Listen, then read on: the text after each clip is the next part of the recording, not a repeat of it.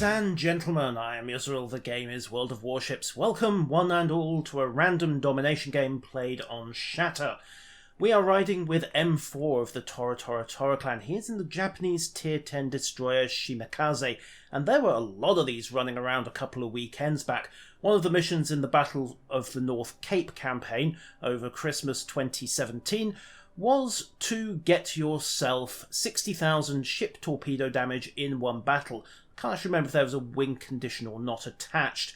So, naturally, Shimakaze, 15 torpedo tubes, and the possibility of encountering a big, fat, grosse Kurfürst and an easy 60,000 damage in one salvo. Not that it ever worked out that way, because the metagame really does not favour the Shimakaze at tier 10 at the moment. There's a lot of radar flying about, there's a lot of hydro flying about, opponents know what their rudders are for, and if just about any of the other destroyers gets you into a gun duel, you are going to get what is politely referred to as a severe kicking. That said, the matchmaker in this one is pretty kind. There's no carrier, so he doesn't have to worry about getting bombed out of existence. And as far as radar goes, well, there's a Missouri, and Troy Tempest is standing by for action in the Moskva. And as enemy destroyers go, well, hey, one Udaloy, one Shimakaze. That could have been much, much worse for MFour. He slipped himself into point C, standard early move. The other two destroyers on his team, the Shungmu and the Z-46, have gone into A, but the cap's blocked, so we know that there is an enemy destroyer in here. The sheer speed at which that happened, well, it could be the Udaloy, could be the Shimakaze. There's not a lot to choose in the speed factor and the time required to get to point C from the other side. So, angle up, start to position for a breakaway, and also get some spots and detection. Right, there's Sagittarius in the Udaloy. Now we know what's blocking the cap, and the Shimakaze has been picked up in A. Luckily, Sagittarius reflexively pops his smoke, but radar?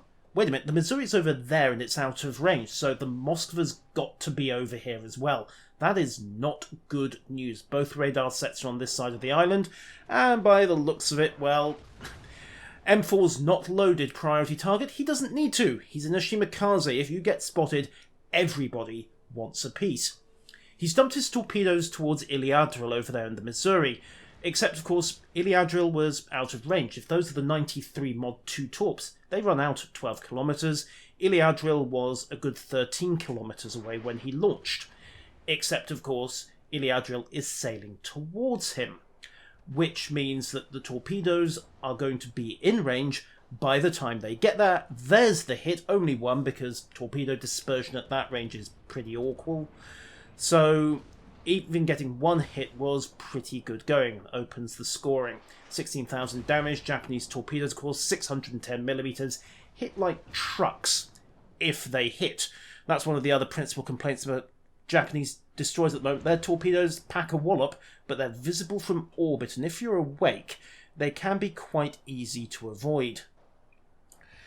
Taking a quick glance at the strategic situation while things have calmed down, it's not looking good at the moment. Okay, over at point A, things are nice, but over here at point C, well, there's a Moskva, an Udaloy, a Yamato, a Missouri, a Kurfürst, oh yes, and a Yamato and a Hindenburg, and the Missouri has just popped its radar as well.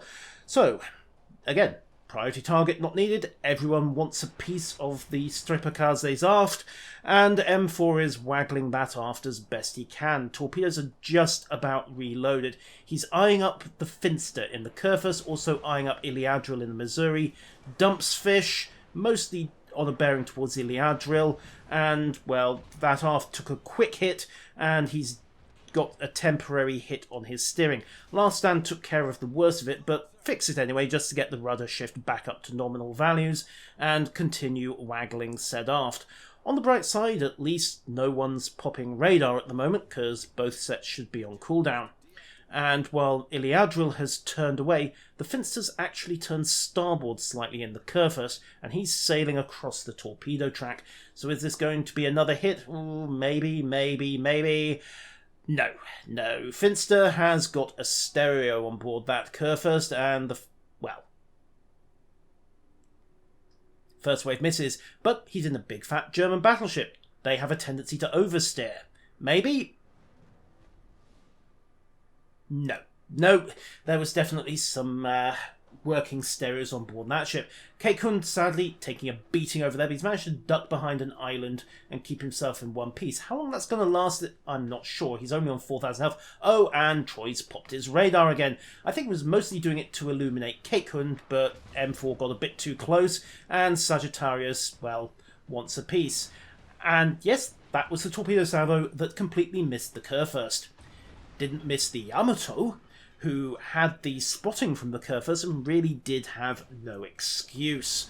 Unfortunately, MFour is in a bit of trouble here, gets guns onto Sagittarius, pops his smoke to at least attempt to break contact. He knows that the Moscow's radar is gone, of course. Troy popped it a couple of minutes ago. And as a consequence, the Missouri's out of range, so no spotting just at the moment. So he's safe to pop his smoke, start using his guns, but that's an Udaloy. Udaloys are, despite all impressions to the contrary, destroyers. They do carry torpedoes. Gets a brief glimpse there, fires down the bearing but misses, and then vacates the smoke. Because smoke attracts torpedoes, and, well, on 11,500 health, Russian torpedoes may have a rep, but they're still pretty nasty at tier 10, and even one hit would, if it didn't kill him, well, it would have left him severely messed up. Another 15 running. Again, he staggered his shots into 2 waves, and the Finster, oh dear. Oh dear, oh dear, oh dear. I don't care. If you crank the stereo to 11, it's not going to get you out of that, my friend. He spots the torpedoes way too late to do anything, eats 3, but he's jammed on the brakes. He's going to eat another 2 from the second wave, but one's going to hit the main belt, one will clip just forward of it. Well, he's still alive, I suppose you can argue that, but, yes. There's not that much of a currywurst left over there, is there? Oops. Oh well, more immediate problems to think about. MFour was asking for help just then. Unfortunately, there's nobody left to help, and he's got an Udaloy on his tail, so plug in the Spood Beast. He's got Sierra Mike loaded as well, so crank the Turbokaze right the way up to its full speed of 44 knots and change. I think you can actually get this thing to 45 if you let it settle in a straight line. In any event, he's not hanging about, and leaves the Udaloy in the dirt. The Udaloy knows he's pulling away, of course. He's just broken contact, so the Udaloy's no longer detected. Iliadril, meanwhile, has put down Raven at PLL in the Hindenburg, and, yep, successfully broken contact, but, well, he doesn't really want to get into a one-on-one with an Udaloy. So, why is he dumping his torpedoes? Well, there's a little bit of psychology going on here. MFour has broken contact with the Udaloy, and he's been out of contact now for the best part of a minute or 2. So the Udaloy, knowing the Shimakaze is faster than him, has probably broken off the pursuit, turned towards B, which means he's going to be running roughly a west-southwest course from about here along down towards B to get back into the action, which is roughly where those torpedoes are going. MFour's taking a bit of a gamble here, but he can reload his tubes in about a minute 30, so even if he does miss, well, he's not likely to re-engage in that time frame. He'll still get into his next engagement with loaded torpedo tubes. Unfortunately, this particular gamble is not going to pay off. Torpedoes are running, but no, those aren't going to hit anything. Bear Droid, meanwhile, takes out the enemy Shimakaze, and there's the Udaloy. Right idea, just a little wrong on the timing. The Udaloy is not that slow a machine, even if it's no Hoverosk. However, he has run into the Z-46 of Chaos Ritter. Now he's in real trouble because, well, that's a German destroyer. Smoke isn't going to save you, mate. He has Hydro. And you've been blindsided by MFour's Shimakaze, and the Japanese 12.7cm gun might not be the world's best, but it still packs a fairly considerable wad, and it's workably accurate. So, one slightly panicked Udaloy. MFour drops into smoke for a second just to break contact, pops out again, immediately gets redetected, of course, but the Udaloy's been turning defensive and doesn't really have guns to bear, so one final broadside out, and boom. Meanwhile, however, Diera has knocked out the Z-46, so arguably MFour has just traded a bad situation for a worse one. He's now got a radar cruiser and a hydro cruiser, potentially, if the Hindenburg's taken the German hydro rather than anti-air, and they're all very, very unhappy with him.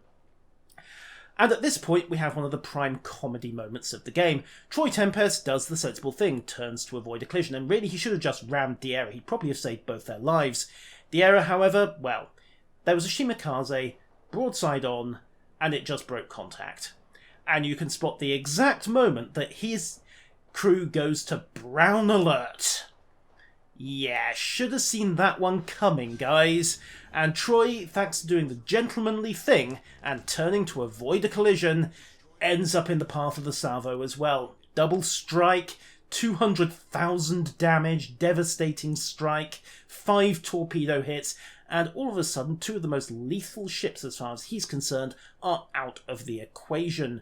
Troy Tempest, well, you tried, sir, and you're certainly a gentleman. I'm sure Marina will appreciate it, but maybe stick to submarines. So, the team is now marginally ahead, despite being 4 ships to 6 down. They're 2 control points up, they're pulling ahead, but there's not much in it, only 20 points. Okay, 100 points, because the Zhao just took out the Hipper. Oops, I'm not actually sure what that little red icon is. I assume it was a spotted shot, or radar or similar. And MFour's pointing this out. If they go defensive and settle back on a stance, they can probably take this. Right now, the main action is actually BC, where Phil McCrackup is squaring off with our old friend the Finster, who has repaired the worst of his damage and is now bow on and in a confrontation. Well, that may not end well for the Kurfürst, because Kurfürst can't overmatch the Yamato's bow, and the reverse is not the case. Left GNU, however, well, I'll give Left GNU credit for this. He did at least realise that chasing after a Shimakaze in the Yamato is a bad idea.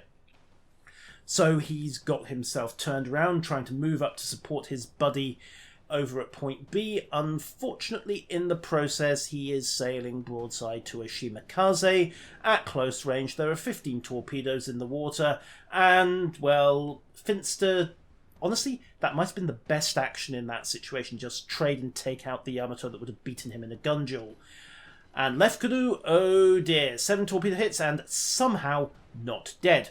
No matter, we can fix that. High caliber and Confederate almost as an afterthought. Get the 12.7 centimeters going. Unfortunately, Left GNU popped repair party just in time, and the Shimakaze's guns cannot out DPS that. He inches forward just briefly, gets a quick reacquisition, but Left GNU's already back up to 10,000 health. No chance of knocking that out with guns, although he might get a lucky fire. No such luck. Unfortunately, one of the other problems with the Shimakaze's guns is that while they have a decent shot chance per round of starting a fire, for a 12.7 centimeter stroke, 5-inch gun, the rate of fire just doesn't do it. Not that well.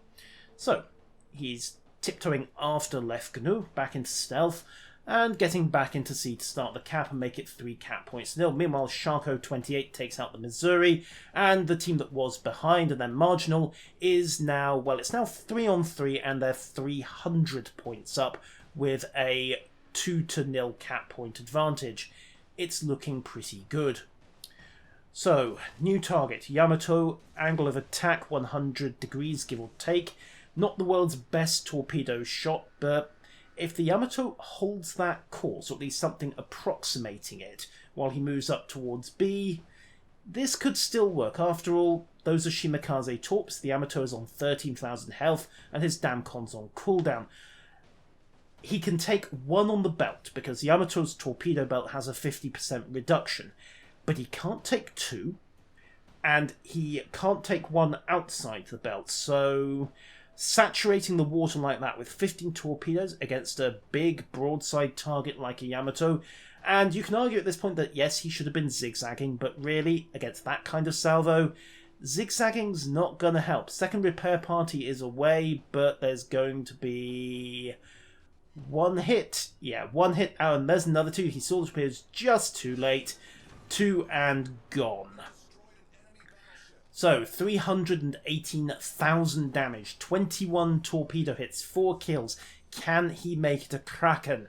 Well, 30 seconds on the torpedo load, and that's a Zao closing in, and on 6,000 health, you do not want to get into a gunfight with the fire breather, high explosive monster that is the Zao, not at that kind of range. So MFour does the sensible thing. He finishes his cap, tiptoes away, and once he's round the corner of the island, settles for breaking contact and legging it. Now, he could have tried for a close-range ambush here. He's got radio location. That gives him the Zao's approximate bearing. He could have tucked in behind C and tried for the cap. But if the Zao entered C or ran wide around the island, then he would have been caught out. The Zao would have realised instantly that the cap was blocked. MFour still had to be there, and therefore he takes the opportunity to break away and just completely break contact. After all, there's a big fat German Tier 8 battleship over there, and, well, if he can get a couple of shots up its aft, that will be the 5th kill, that will be the Kraken. Zao is into point C, and MFour takes a quick glance down the channel, just in case the Zao did a sneaky port turn and tried to come round and catch him broadside, but radio location is saying no, he's done the sensible thing, gone up the 8 line and come round the other corner instead. So it's into the channel behind B, start the cap there. They've got the game in the bag, of course, but there's no harm in playing it safe, put it that way. Unfortunately, Eki 1707 is going to be so inconsiderate as to die. So no Kraken to be had there, much to his annoyance, but hey, it's still 318,000 damage. He's done that torpedo mission about 5 times over. So if there are 4 of you wondering where all your big fat stupid battleships have gone, blame MFour. Into point B, the Zao's just about capped C, but it's not going to turn this round. It's 3-1 down, there's 45 points left to the win. He is not going to pull this back, unless he somehow, by some miracle, kills MFour, then detonates the North Carolina from across the map, and then proceeds to pull a super graviton cannon out of nowhere and set fire to the Zao. Stranger things have happened in World of Warships, but it's not going to happen in this game. MFour decides, you know what, I'll just try it. Kicks back along the channel, picks up the Zao, empties the launchers for the final time, and then, just to make absolutely sure, opens fire with the guns. He's got no smoke left, of course, so can't pop smoke, and he's bow on and static. First shots are actually going to miss long. The Zao is expecting him to move, but Keeler Boober is going to correct his gunfire in a second, and, well, MFour... The things we do for Kraken, ladies and gentlemen. He's static, he's going to hit shots, but the Zao is not going to get the damage, and he's not going to hit torpedoes either, and that is Endex. And the results screen really just emphasises how spectacular that win was. 21 torpedo hits, 53 main battery hits, and they say Japanese destroyers never use their guns. Haha, that ain't true at all. 6 incapacitations, 16 floodings, 2 captures, 8,000 XP after bonuses and change, 323,000 damage, a double strike, a Confederate, a high caliber. He wasn't that far off the Rampage trifecta, he just needed that one last kill, but, well, the Tirpitz had to go and charge the North Carolina, most inconsiderate of him, and 500,000 in cash, so he did actually cover his bills, and then some. Naturally, he was also the highest scoring player by some considerable margin on base XP, 3,500, give or take. Next nearest player was 1,600 in the Hindenburg. Credit also to the enemy Missouri, who must have been crying into his beer, getting a Kraken unleashed. 1,100 XP. He was the second highest scoring player once you strip out the win bonus, and it wasn't enough. Oh dear, oh dear, oh dear. The rest of the curve, well, there's just that little bit of an advantage. Again, strip out the 50% win bonus from the winning team, and you realise that most of the team were coming in on the winning side at about 800 to 900 base XP effective, while the enemy team was pitching in at about the 700-800 mark. There wasn't all that much to choose between them. And down at the bottom, unfortunately, you've got the tail end Charlies, the unlucky sods who either got taken out first or just didn't have a good one. again, not much to choose between them. 992 XP, knock that down 1/3, you get about 660, which is pretty much on a par between AK-83 and the enemy Bismarck. But the damage, the damage, 297,000 off torpedo impacts alone, 120 launches, 21 hits, 16% torpedo hit rate, and that's good for a Shimakaze, by the way. That is spectacularly good. 132,000 damage off one Yamato. The hotel's going to be sending a very large bill for her services. I think Left Canoe could justifiably be feeling a little aggrieved at that. Still, that's what you get for popping your repair party and then not legging it out of the area as fast as you possibly can. 12,000 into the Orderloy, that was purely from guns, remember, despite what you hear about Japanese artillery, or at least Japanese destroyer artillery. And a smattering into the others. 80,000 into the Finster, mostly thanks to that one unlucky turn where he ate 5 torpedoes broadside. And the Hindenburg and the Moskva, well, let's be honest here, if Troy hadn't been such a gentleman, maybe he'd still be afloat and this game would have gone very differently. Diera, however, really does have no excuse. If a Shima breaks contact with you, in fact, if you know there's a Shima in the water, don't go broadside to its last location. Just keep jinking as best you can, or torpedoes will be in your immediate future. And with that, I'm going to bring this video to a close. Thank you one and all for watching. That has been MFour in the Shimakaze, going out on an absolute monster of a rampage. If you have a replay that you think I'd be interested in, drop me a line at yusrel@gmail.com. I can't promise I'll feature everything on the channel, but I do try to read every single email I get. So by all means, send it over. I will give it a look. Until next time, farewell.